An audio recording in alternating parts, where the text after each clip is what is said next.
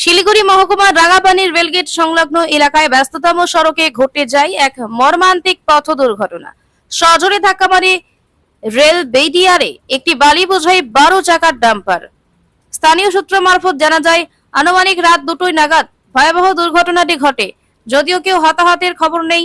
এই দুর্ঘটনার ফলে রাস্তায় বিশাল যানজটের সৃষ্টি হয়। রাত থেকে সকাল অবধি সেই জ্যাম থাকে। এতে সমস্যার সম্মুখীন হয় স্কুল পড়ুয়া ও নিত্যযাত্রীরা। ঘটনাস্থলে রেল, আরপিএফ ও স্থানীয় পুলিশ। বিষয়টা রেলগেটে অ্যাক্সিডেন্ট হয়েছে। কি এই 10 চাকা ডাম্পারটা দেখা যাচ্ছে, কি হয়েছে? এতে ডাম্পারে কি ছিল? তারপরে বালি ছিল। এটা কোথা থেকে কোথায় যাচ্ছিল? এটা তো জানি না কোথায় যাচ্ছিল। এটা কটার দিকে ঘটনাটা? রাত 2টার সময় হয়েছে। রাত 2টার সময়টা। ড্রাইভার কিরকম? ড্রাইভার খালাসি বলে মেডিকেলে আছে। মেডিকেলে আছে। এখন কি পরিস্থিতি? যানজটের জন্য কতটা অসুবিধা আছে, কি বলবেন এই বিষয় নিয়ে? স্কুল টাইম, যানজট তো হচ্ছেই।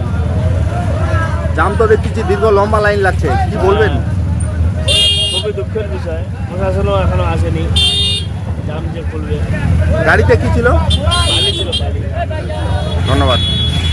কতটা সমস্যা এখানে সাধারণ মানুষ রেলগেটটাকে নিয়ে?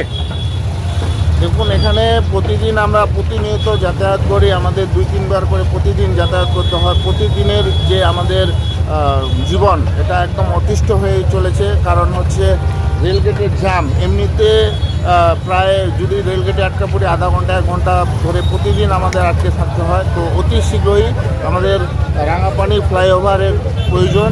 এটা যেন তাড়াতাড়ি ব্যবস্থা হয়, এটা একটু সরকারকে লক্ষ্য করতে হবে। সে কেন্দ্র সরকার হোক বা রাজ্য সরকার হোক, উভয় পক্ষকে আমাদের এই বিষয়টা নিয়ে ভাবতে হবে। কারণ হচ্ছে আমরা প্রতিনিয়ত যাতায়াত করি, প্রতিনিয়ত দেখি। শুধুমাত্র ভিড় নয়, এখানে দুর্ঘটনা প্রতিনিয়ত হতেই থাকে।